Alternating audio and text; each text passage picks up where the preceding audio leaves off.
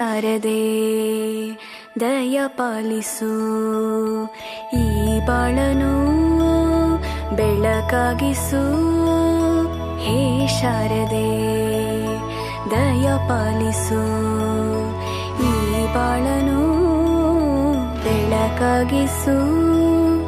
ನಾಳೆಗಳ ದಾರಿಯಲೇ ನಂಬಿಕೆಯ ನೆಲೆಯಾಗಿರಿಸು, ಮುನ್ನಡೆಸು. ಕೈ ಹಿಡಿದು ನಾವಾಡೋ ಪದ ಪದದಲ್ಲೂ ಸಂಚರಿಸು.